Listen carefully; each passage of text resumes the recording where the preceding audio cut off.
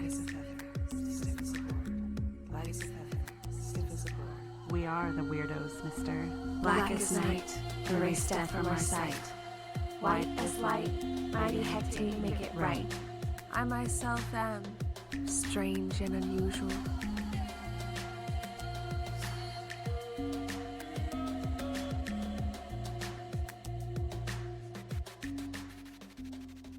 Cast a circle, spark some incense, and grab a cup of tea, because it's time for the Coven Podcast. I'm Sharon. And this is Wendy. Welcome back to the Coven, you guys. Whoop whoop. We're continuing our spooky season themes. Today we're going to be talking about ghoulies and graveyards and cemeteries.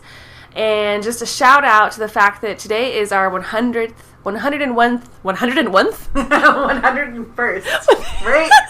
That's right. Okay. 101st episode? Yeah. Guys, we're losing our minds. This is our second time trying to record this episode. The first time we did not have our audio mic plugged in the right spot. So, you know, it's a little loopy. Yeah. I was like, oh no. I messaged Sharon late last night and I was like, you're not going to believe this, but I messed up. I know. I could tell you felt so bad. You were like, I'll fix it. And then I couldn't fix it. Yeah. So here we are. We're back at it. Yeah. We also had recorded like this seance that we were going to do. We lost that. So we're going to try to get together and re-record a couple of things. So if we're a little bit late on Patreon, that's why. Yes. Yeah. I'm so sorry. I'm sure you guys understand. Yeah, we had a really good episode too. That's what makes me sad. I was like, do we post it or not? I just felt like it wasn't meant to be. Yeah. It wasn't meant to be, and this is the way it's supposed to be. So I'm really proud of the fact that we're past 100 episodes. I don't know, this to me was like a big milestone, thinking 100 episodes. We did it. This is our third Halloween season. Yes, third Halloween season. So we're like in the thick of it. Yay! Like really excited, and I'm just super excited for Halloween this year. Yeah. So, yeah. Same. It's going to be great.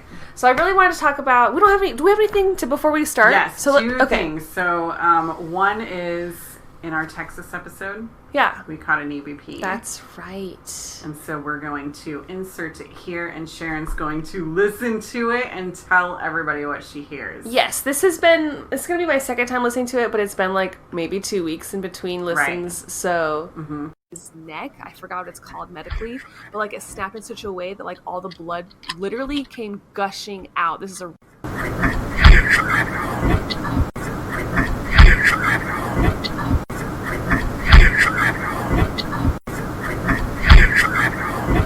So, alright guys, coming back in, you just heard the EVP, I just heard the EVP. I'm having a hard time discerning what he's saying, but every time I hear it, I just hear like, whole, but I don't think that's what he's saying. So I'll tell you what you were talking about. Okay. I had to really think about it last night. When I found out that our old episode had been scrapped, I sat and listened to this EVP over and over again, because I was like, what did we talk about in the Texas episode? And you were talking about how there's this hotel in Texas. Okay, the Holiday Inn. Yes, the Holiday Inn, about a man who had been hung and had dropped. And so that happened. And so you were just talking about how he had hung, but his neck had snapped and blood came spurting out.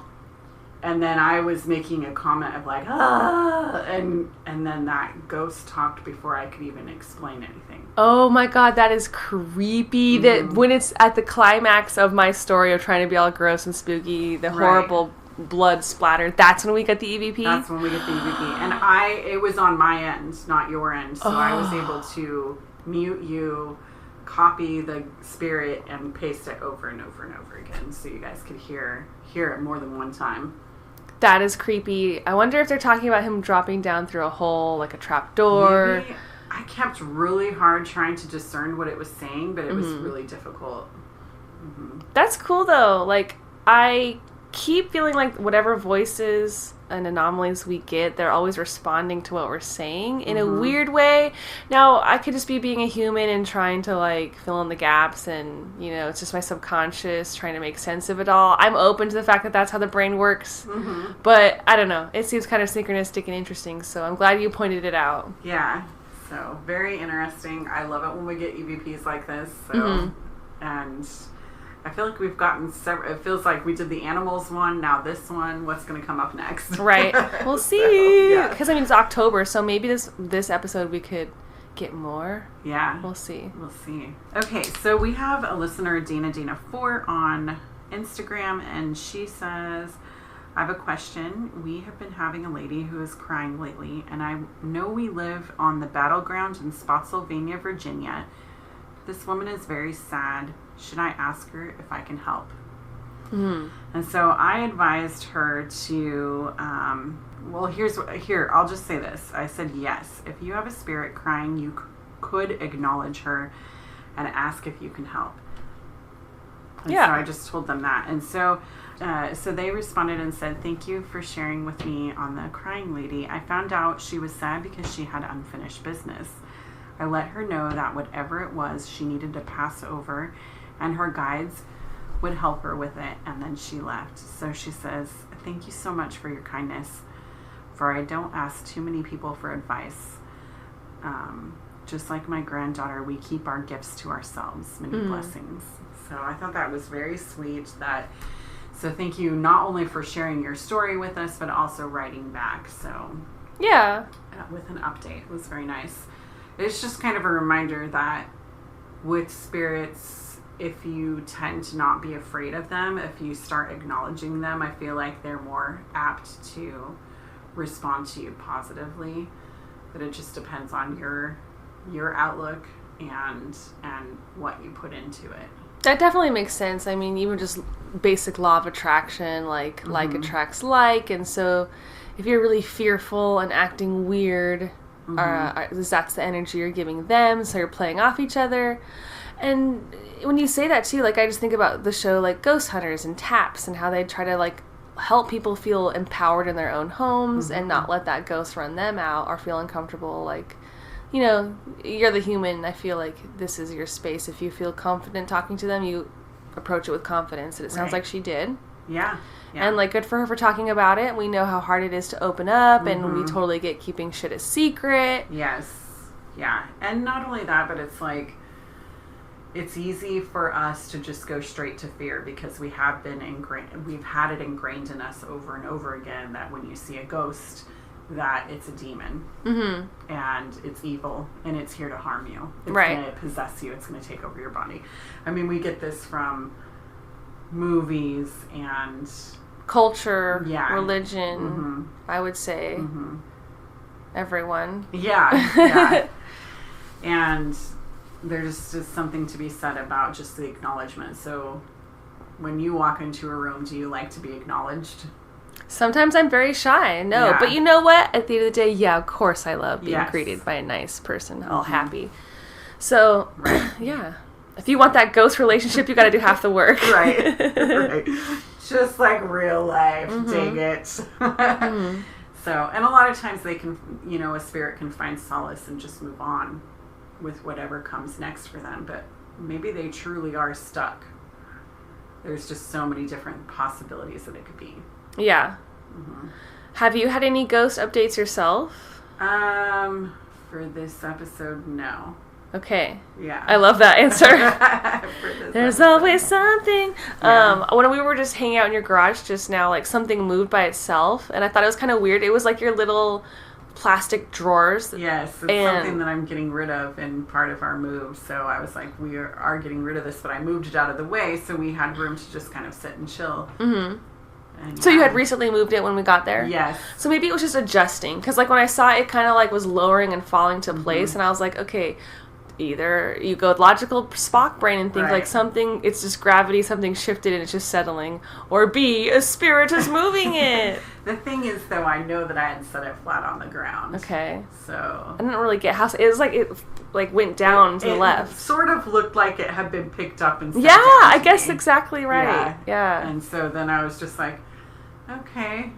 I kind of had no reaction either. Like it's just becoming normal. Right. I just explained it away as, well, things have been happening at my house lately. Yeah, and I just was like, okay. Just the closer and closer we get to moving, the more activity we get. Yeah. And you were saying you feel like they're a little annoyed? I think they're a little bit annoyed or upset that we're leaving because I did tell them that unless you're family, you're not coming with me. Oh my god, they're totally having abandonment issues. Yeah. So. And maybe, like, I feel like you have a small VIP list of, like, that little girl ghost. Yes. Which she's already passed over to the other side. Like, I sent her to wherever she needed to go next, and she was very thankful I connected her with her family. Mm-hmm. That was why she was with me for so long. Like, I needed to connect her with her family, and I didn't have the tools at the time when she came into my life to deal with that. And now, thanks to all the different things that we've learned since doing this podcast, I was able to connect her with her family and have that experience with her, which I think I did last Halloween. And so since then, she now has the ability, when the veil is thinner, to come back and visit and then go back with her family. That's sweet. Maybe we could put something on our altar for her. I would love that. Yeah. Yeah. So it is sweet. And so I do think that some of the spirits here might be from different things that I've done and not closed properly. So I do know that once we get moved, I will be going through the whole entire house and doing a sort of ritual to release any spirits that are here after all of my family is out, and it's just me here closing everything up and saying goodbyes. Yeah. And what would that look like for you? I mean, I'm going to use sage and probably candles, and I'll meditate, and then I'll call them all to me to one spot so we can talk. And, Oh my gosh, that's awesome. Yeah. So. Have a little ghost powwow. Mm-hmm. Be like, you're cool, you're cool. Right. Fuck you. Probably not that. but maybe, it depends. So, but I did specifically say I only wanted relatives to come with us, so, yeah. I like that. Because I do have several relatives here, but maybe they're not related to me, but other people in my house, so. Right. Very nice, very nice. I'm sure we'll have more ghost updates throughout the month. Oh, yeah, Yeah. for sure. We'll squeeze a seance in. Yes, we have to squeeze a seance in. I think I have time. I'll let you know. Right, especially for Samhain. Yes. So Yeah. we'll get that done. So should we move on to today's main topic? Yeah, let's do it. Okay, cool. So guys, I really wanted to talk about graveyards and cemeteries and all these different experiences maybe we've had, or just what are legends we've heard and superstitions we've heard, stuff like that. I've always been really drawn to graveyards and cemeteries, and through looking into them I realized it's not that weird of a thing to walk around in them. I learned that back in the day, Victorian eras, people would picnic in them and walk around in them, and it would be really the only park nice area in some places. So I used to think it's disrespectful maybe, or I don't know, a bad idea, but I feel more encouraged to spend time in the cemeteries, and I enjoy that process a lot, and I definitely want to squeeze one in this month. I don't know if we'll have time. I know, right? Seems like life just keeps getting in the way, and this just might be how it is this year. Yeah, right? Yeah. Halloween, I think, is going to look really different for everyone this year. I don't even know if kids are able to trick or treat. I've been getting mixed reviews from people saying that they are going to be sitting out or they're not. So I've heard some people saying they're going to be sitting out on their lawn so people don't come to their house and just having candy. I could see, honestly, the neighborhood that I was running around with my nieces and nephews last year doing that. It's an older community, and I could see them just living their life still. And honestly, go for it. It'll make them so happy. Yeah. So will be interesting to see. I say if you're wearing a mask, why not? It's Halloween. Everyone should have face masks on. Yeah. And if you're really concerned about it, you could sanitize the wrappers. I don't know if that's too much, but yeah, I don't know.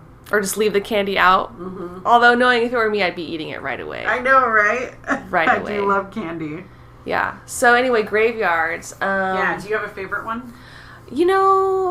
Yes.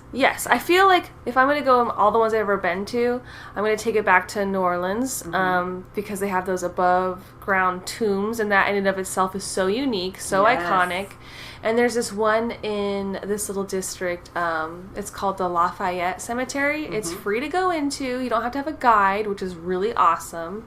Apparently that's not a thing in a lot of these old tombs. You have to have a tour guide because there was so much vandalism. And the Lafayette Cemetery is just really peaceful. It was really beautiful. Nature is just kind of like growing in and out of the tombs. I have a lot of pictures of it on my personal Instagram, and like I really like taking pictures at cemeteries and being all goth girl vibes in my in my black clothes. Right. And I've had people even comment on that and be like, that's bad juju, that's bad luck, and I don't think the spirits like that. What are your thoughts on that? I don't see a problem with it. I think that I've told you guys this before, but I used to do this volunteer thing for Find a Grave, which is like, you find a grave, you can look for it online if you're looking for your family members. So it's like for genealogy, so you can find out who you're related to and that kind of thing. So I've volunteered with them before to take pictures of graves, and then I post them online. And I've never had anything bad happen from that experience. So I've helped a lot of people locate their family members. That's actually really cool because that just strips out all the superstition, human, emotional thing, and that made it a completely logical and beautiful thing, and you're doing a service. Right. So I was just doing it for the fun, gothic-y vibes, but I also feel like it's like art. Like there's something, I like the macabre. I like that stuff. Like I think it's beautiful. So I don't know. Yeah. It's art. I know I've taken pictures in a graveyard of like, man, I just saw the most beautiful thing. Maybe the cloud or the sun was hitting something just right, and it just looks beautiful. So you're right. It can be like a piece of art. Yeah. So I don't know. I don't think that it's bad. I think that's an old superstition. I do have to say, though, you mentioned Lafayette Cemetery, and we have a Lafayette Cemetery here in Oregon in this little town called Lafayette. And it is like a cemetery and some houses. That's all that's in that town. But what's funny is that our cemetery is extremely haunted. It has activity. So they do ghost tours there. Really? Because of it. Okay, so that's going on the list as a synchronicity. I want to go there. Is that far? No, from Salem, I think it's less than a half an hour away. Cool. Okay, I want to put that on the list. Lafayette is one of those magical names. It has the word fae in it, so it's connected to fairies and the fae folk. And there's so many superstitions about Lafayette in and of itself, so I love that. Yes. I love that. Also, one of the best characters in True Blood. Yes, I forgot about that. Lafayette. So when I say Lafayette, I always think of him. Yeah. He's super fabulous. Great. What is your favorite graveyard, if you have one? So I have several favorites, but I guess I'll talk about the one that I like. When you're driving down Highway 101 from Salem, you can go down like one of these highways and eventually get to Highway 101. But if you take Highway 101 all the way down towards California, in between, like, I want to say Waldport and Brookings, in there, in the side of a mountain, is a cemetery, and it just looks like steps up the mountain. That's so beautiful. I wonder how that goes, like having the bodies, I don't know, being dug up and put there. It just literally looks like steps up the mountain, and then you just see these engravings, and then down below is the rest of the cemetery. But they do have headstones up the mountain. I want to see that. Yeah. It's a really beautiful drive. In the summertime, it's a little dangerous in the winter. Okay. So that one I would assume would be like a historical one. People aren't being added to that. Right. Yeah. I It's like very that. cool. And then there's a really beautiful one that overlooks West Salem, and that one's close to the public now, but it's attached to a church, and I just really like that. It has those old trees and everything, but they had to close it to the public because of so much damage that people had gone in and vandalized. So it's unfortunate. That's such a common thing, like kids, I guess, teenagers vandalizing graves, and I'm not quite sure why or where that started. I just would never be called to want to do that. Right.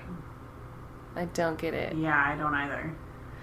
There's something cool about graveyards. The energy, I feel like these little graveyards, like that one is in the side of the mountain, like it hasn't been probably touched, and it's undisturbed, and I feel like it has this just like cool spiritual earth energy, and everything around it could be moving and changing and has, you know, all the everyday hustle and bustle, but the graveyards are quiet, they're peaceful. So there's so much going on there. Like I think as a witch, we can step on these grounds, and if you're interested in that kind of stuff like necromancy and talking to the spirits and working with the spirits and your ancestors, you can go to these grounds and do magic, practice divination, practice speaking to the spirits and working with them. And that's something I feel like you have already done a couple times and talked about on podcast. One of the concepts that I just learned Googling graveyards before we recorded was the idea of like the graveyard spirit or guardian. Like there's one spirit who's going to be the guardian of the whole place. And so I really thought that was a cool thing. And so like if you look into the tradition of how that started back in the day when the first body was buried in a graveyard or a cemetery, it was believed that that soul was the keeper of the gates and like the protector of everyone who would come after them and be like, oh, here, welcome to the cemetery. Oh, cool. I'm glad to have you here. Like just kind of be like the good host and the guardian, basically.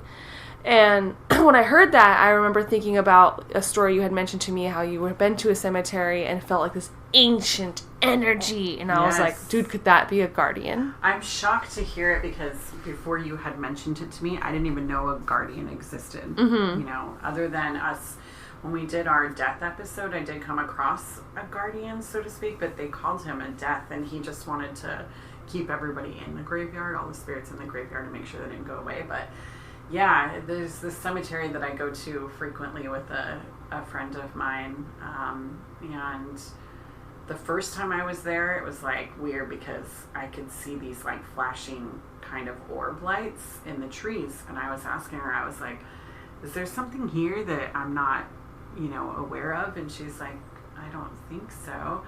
And then I just kept feeling like this old energy, like it was there before the cemetery was there. That's how it makes me feel every time. And so I was like, is there something going on? And then I'd see shadow people, and I'd see, you know, something running through the field, because it's literally on the outside of the cemetery in the field next to it. And so I was just like, between seeing lights and trees and dogs running around that aren't there, that kind of thing, I was like, something's going on in this Heck space. yeah, something's going on. And so when you mention guardian, it makes me think, is that the guardian of it, or is it something older than that? So now I want to go back and check it out now that I know that guardians exist. Right. So like there's this thing we could do, or you could do if you go, like if you could be a little formal about it. Like let's say you get to cemetery gates, you could at that moment in your head or out loud state your purpose of visiting the cemetery to the guardian, and you could make some sort of offering. So if you had maybe like a little bit of alcohol with you, a little bit of honey, a little bit of wine, crystals, pennies, coins, dollar coins, or just energy. Human energy is cool too if you feel confident, just like giving a little blast, a little Care Bear stare into the gates and being like, yo, I'm here today because I want to contact my grandfather, or I want to help a spirit in need today, or I just want to walk your grounds and have a peaceful visit. If anyone needs help or has any messages, I'm here. Right. Whatever it is, your statement can kind of set the intention to the guardian, and that'll help get your magical workings going. And I think it'll also connect you to that place, and they'll be like, oh, that person's respectful. It's going to help you bond to the energy quicker and do your work quicker, like if that's what you're there to do. Right. I think you could really have fun with that and, you know, get to know your cemetery. It's very interesting. I definitely like that idea because I do go to cemeteries a lot, and I have always made it a practice to go to them since my children were little. So, yeah. Yeah, I've never thought about that. Like, I think that's something I don't do enough. I've been told that if I go to parks that I should have offerings for spirits, but I felt very intimidated because I was like, well, I don't know what I'm doing. I don't know who these spirits are, and I don't want to go buy tobacco to give to them. Like the lady was like, you should give them tobacco at this park, and I was like, who, what, huh? Like I was just a baby witch, and I've done magic, like, camping before, and we didn't do anything like that where we, like, connected to the earth before. We just kind of went into our shit. Oh. And it kind of gave us vibes like, oh, we didn't do that right. And so I want to be more cautious of not just my magic all the time, my little selfish, narcissistic Sharon that's like, it's all about me. I need to be more aware of the energies of the places I'm in. And so I think going forward, I want to do some sort of exchange with a graveyard guardian and see how that goes for me. I like that. Yeah. That's really cool. I guess that makes sense because, you know, I've been taking my kids to picnics in the graveyard since they were little. And every time we would go, you saying that just reminded me, every time we would go, my kids would always drop food, but leaving it there on purpose. Like offerings. Yeah. And they would just set it, you know, near a graveyard. Or near a grave. I do remember my son being like, I'm leaving this for them. Aww. And I was like, what? Okay. I didn't even think about it could be an offering. I know, right? Because like that is basically Day of the Dead, and that's Samhain, like leaving. That's not something I, as a child, saw with my religion and my family that we had going on. In fact, no, never. So I would have not thought to do that. Only I think flowers. Exactly. Yeah. That's what was going to come out of my mouth. Flowers. And then I remember always seeing on little graves, like little kids' graves, toys. Oh, yeah. Wheels and that kind of thing. Yeah. Little trinkets. Never food. I just never thought it was for an offering. I guess I always associated it with these are things that they liked. So why wouldn't they still like them in death? I guess I didn't think of it as an offering. I just thought of it as something that they could continue living in this world. Yeah, exactly. When the reality is, I think it is when you die, you don't even think about any of that stuff anymore. No. And maybe the concept of having an altar gives them a connection to Earth and a reason to like exchange energy with that person. Maybe getting that little bit of food helps give that person a boost to be like, hey, I can come back and exchange energy and see you. I don't know how it really works. Right. Sort of like a portal, maybe. And it seems like some spirits have the energy to commune and others don't, depending on what they're doing in their afterlife. Right. There's a lot of what ifs here. There are a lot of what ifs that comes with the dead and the graveyard and all of that. And the concept of the guardian maybe potentially keeping them in the graveyard and not coming out kind of makes sense too, because most people didn't want that energy in their homes. I've been watching a lot of those old movies, and today when I was watching it made sense that they talked about ghosts in there, and they were like, one of the comments was, you're one of those who believes in the spirits. I thought we were done believing in that. This is the 1900s. Oh, yes, we're educated folks now. Yeah. So as soon as the 1900s hit, they didn't want to believe in ghosts anymore. I'm sure that there was like the scientific revolution and spiritualism was probably frowned upon. Especially since it didn't help that there was so much trickery going on and parlor tricks that, that kind of ruins it. Yeah. So they just found everybody frauds. Yeah. And I think we're finally digging ourselves out of that now. I think there's been enough ghost shows on TV to kind of dig us out of the fact that ghosts don't exist. And science says that the energy still exists when you die.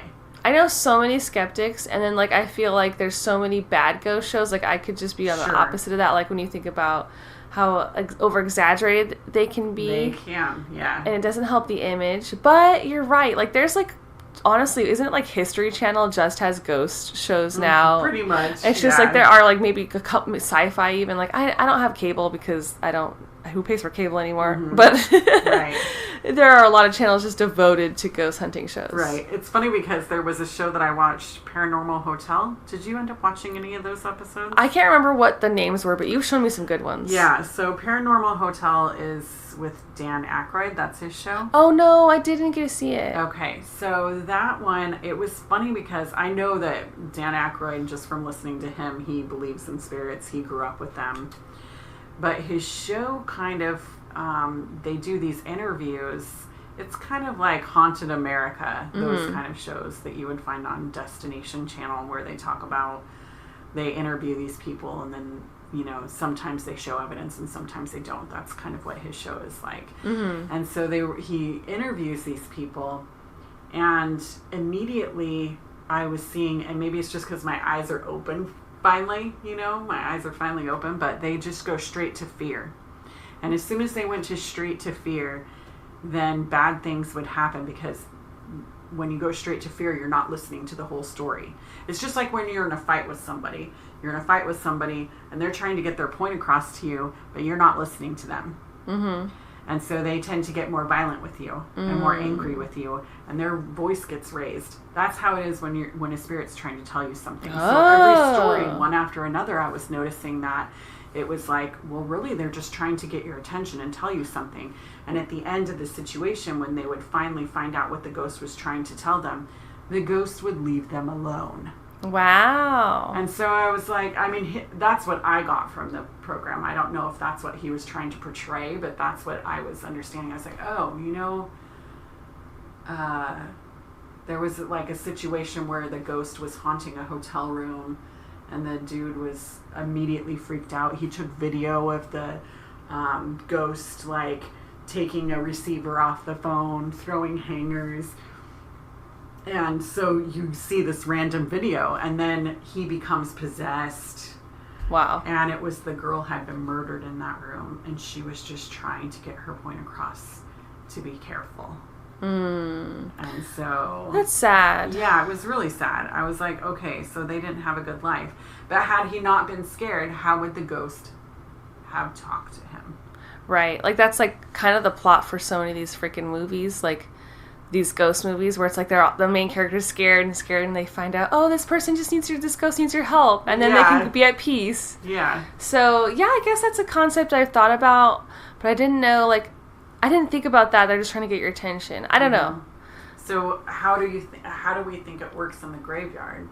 Do they actually hang out there, or is that just a place for us to go? Yeah, like, I almost think graveyards aren't that haunted. Like, I've never felt scared in a graveyard. I've never felt them be haunted. Not saying that they can't be in there, that there aren't any that are. I have seen ghosts in a graveyard. Yeah, I just don't know. Like, that, it's a good point. It could just be a human place. It's almost like many little altars. Every tombstone could be an altar. So as a pagan person, I feel like when I have an altar and I'm giving it food, I'm giving it wine, I'm giving it energy and candles and magic and devotion, it becomes like a spiritual place for you. And so maybe if that is an active graveyard where there's lots of people, like, you know, maintaining it and giving it all the energy, maybe that's going to lend to the power. I seem to remember too, when I was a kid, being told that the graveyard was just really a place for us to remember, because just somebody dies. I mean, when somebody dies, we don't stop loving them. No, we don't stop, you know, remembering who they were. I mean, maybe partial of our memory goes away.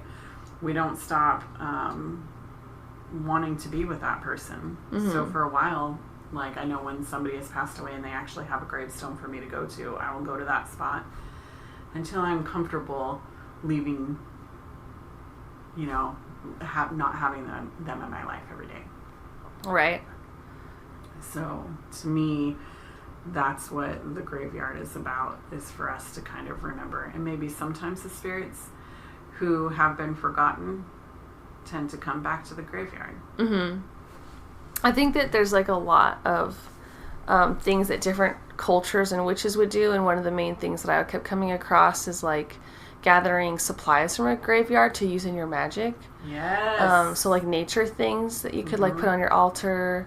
So you're not really disturbing it or doing anything like that, but maybe find an acorn, or I found seashells at the Lafayette Cemetery, and, like, there's signs saying don't take anything, but I did take it, so I don't know. Like, I think if there's a mutual exchange, like, leave something, take something, you know, be really respectful, and you can always, like, ask before you take something, and, like, hey, show me a sign, is it cool if I take this? And, like, try to see how you put your feelers out there and what do you feel. But a lot of people use graveyard dirt. I know I've mentioned that before on podcasts, but I just kind of thought it'd be worth talking about a little bit more. Yeah. Because it's like an ancient tradition, I guess you could say. And people would kind of classify graveyard dirt in types based off of where you're gathering it from. So you could get just generic graveyard dirt. Maybe you're just grabbing dirt by the tree and you only take what you need.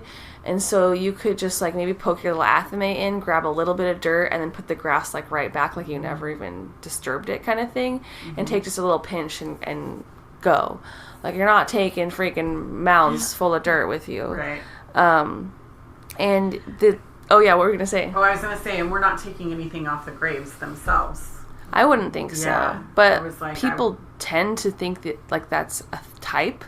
Like different headstones could have different types. I mean, if there's something on somebody's gravestone. Oh, you mean like that's something enough on times, there? Yeah, Oh, I no, wouldn't no, take no. that. And No. I probably, unless it's my own family member, I wouldn't take their dirt. That's No. how I would feel. Yeah. I mean, it's really weird. I don't think I would feel comfortable taking someone's dirt. But I guess there are people who would, like from the vicinity. So what was it that I was reading? I wrote a couple of them down. Like, so maybe if you wanted like prosperity, abundance, money, you want to like just kind of promote those kind of vibes.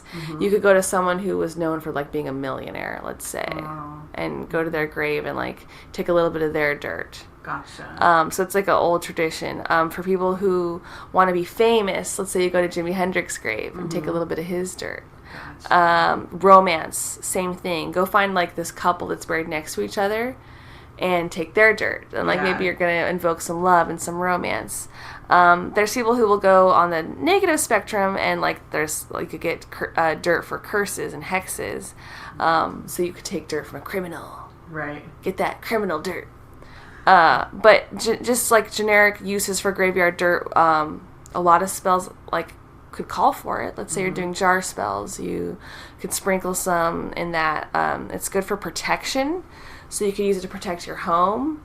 Maybe sprinkling some by your doorways and stuff like that. You could even put some in your car. If you need help with something like court cases, like with the law, it's really strong in protecting you there. So I never would have thought graveyard dirt equals protection, but apparently this is an ancient witchcraft tradition.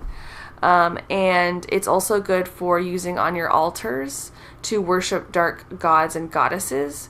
So like Hecate, Morgan, like the crone and things like that, and different gods and goddesses, maybe Anubis, Horus, or Hades. So I kind of like the idea of using it for gods and goddesses. Yeah, that's pretty cool. Yeah. I also think that it would be fun to put in an amulet around your neck. Yeah. I don't know. For me, I felt comfortable taking the little shells, these little white shells, because they had dirt in the little scallop. And at that moment, I was like, I am just walking around. There's a ton of tourists everywhere. I'm not like, busting out an athame and poking it in the dirt and doing a bunch of shit. I'm just going to pick up this little seashell really quick and get it in my pocket. And I've kept them in this little jar, and I just have it as like my little witchcraft supplies. And it's kind of fun. I wasn't trying to be greedy. I feel like that's another thing where people might think that you're crossing a line, but for each witch, I think that we all have our own parameter, and you need to do what feels right for you. So I guess that was my only experience into graveyard dirt. And as long as there's no laws, that you'd be breaking in the cemetery. Yeah, be respectful of the actual Muggle laws and rules. So the fact that cemetery said don't take anything, maybe I broke a rule. Gotcha. Oops. Well, you haven't been cursed yet, so right? You're good to go. Knock on wood, guys. That's hilarious. Yeah. I don't know if I'd want to do magic per se in a graveyard, but I think it'd be cool to bring like a pendulum and maybe ask it questions and try to commune with the spirits. And if a guardian is kind of like leading you to a headstone, pay attention to why, if you feel called to one, maybe ask them some questions and get a vibe and see if you can help somebody there. Or just enjoy freaking nature and walk around and have good energy. I think that's also just like a valid purpose to be there. Yeah, there are some very beautiful spots in graveyards. Like I know we went to one not that long ago, and our grandfather is buried there, and they have this beautiful pond that we sat next to. Yeah, it was like, Lovely. wasn't it like a bench that like a couple had Yes. put for their marker, and it was pointed out to the water, and we were just talking about like, this is the way to do it. Like, you Yeah. get yourself a bench, and then people can sit here and enjoy. Like, how sweet.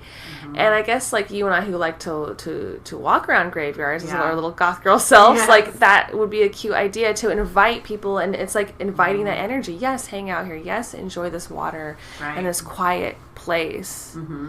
And I noticed that a lot of people in different neighborhoods, I've seen it time and time again, if they need somewhere to walk their dog or they just need to walk themselves, the paths are usually ample.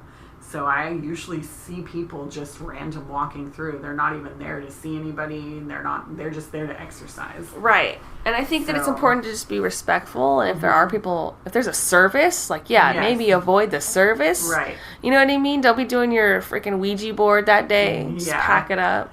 I don't know if I would do a Ouija in the graveyard. I wouldn't.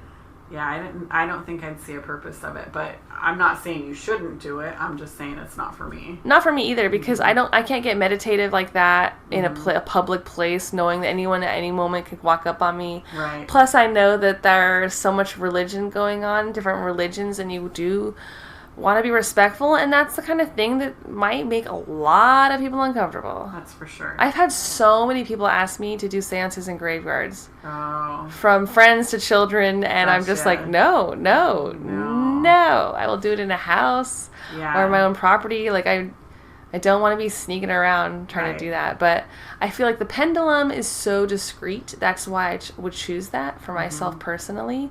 And I've seen witches in parks hanging out, sitting at tree trunks using their pendulum, and maybe that's where I got the idea. But it's just like, it's a quiet thing. You're not Right. disturbing anyone. You're not scaring anyone. You're not hurting anything. You're not hurting anything. You're not. I think it's fine. Yeah, Yeah. for sure.